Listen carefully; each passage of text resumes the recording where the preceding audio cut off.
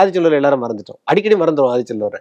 சின்ன சின்ன அகழ்வாய் நடந்தது. கிட்டத்தட்ட 100 வருஷம் வருமா? அப்ப அதுக்கு பிறகு சின்ன சின்ன ஆய்வு நடக்கு. கால்டுவெல்லும் ஆதிச்சநல்லூரை பத்தி சொல்றாரு. அதுக்கு பிறகு வந்தவங்க நிறைய பேர் ஆதிச்சநல்லூரை பத்தி சொல்லிக்கிட்டே இருக்காங்க.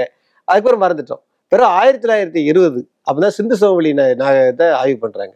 அந்த சிந்து சமவெளி ஆய்வு பண்ணும்போது தான் வங்கதேசத்து அறிஞர் பாலர்ஜி அப்படின்னு சொல்லி இப்போ 100 வருடம் கண்ட ஆய்வாளர்கள் அவங்கெல்லாம் சேர்ந்து என்ன பண்றாங்க அப்படின்னு சொன்னா,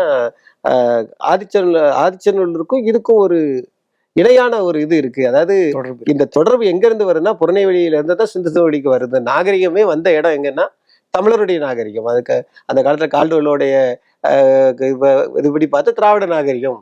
ஏன்னா கால்டுவெல் தான் திராவிட நாகரிகம் எங்க வார்த்தைகளை அடிக்கடி பயன்படுத்துறதுனால அந்த திராவிட நாகரிகம் எங்க இருந்தா வந்தது அப்படின்னு சொல்லி அப்பதான் அவர் பதிவு பண்றாங்க. பதிவு பண்ணதோடு மட்டும் இல்லாம அந்த வங்கதேச அறிஞர் பானர்ஜி அவர்கள் பதிவு பண்ண அந்த பதிவை வச்சுக்கிட்டு தான் அதுக்கப்புறம் நம்ம பகுதியில் உள்ள எழுத்தாளர் சாத்தாங்குளம் ராகவன் ஒரு ஐயா.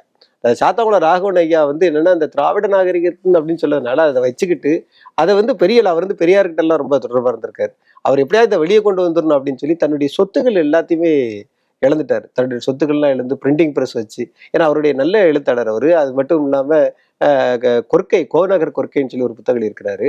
அப்புறம் நிறைய அவருடைய புத்தகம் பூரா வித்தியாசமான புத்தகங்களா இருக்கும். அதாவது ஆவண காப்பகங்களில் வைக்க வேண்டிய புத்தகங்களா இருக்கும். அதுக்காக அவருடைய புத்தகத்தை எழுதுவதற்காக இலங்கைக்கு போயிருக்காரு. தன்னுடைய தொழில்களிலாம் இழந்திருக்காரு. அதுக்காண்டி பிரிண்டிங் பிரஸ் போட்டிருக்காரு. கடைசியில் ரொம்ப ஏழ்மை நிலைக்கு போயிட்டார். அதாவது ஆதிச்சநல்லூரை வெளியே கொண்டு வரணும்னு சொல்லி நினைத்த அந்த மகான் கடைசியில வாடகை வீட்டுல தான் இறந்தாருன்னு சொல்லுவாங்க. அந்த மாதிரி சாத்தாங்குளம் ராகவன் ஆதிச்சநல்லூருக்காகவே வாழ்ந்து உயிர் நீத்தவர் அப்படின்னு சொல்லலாம்.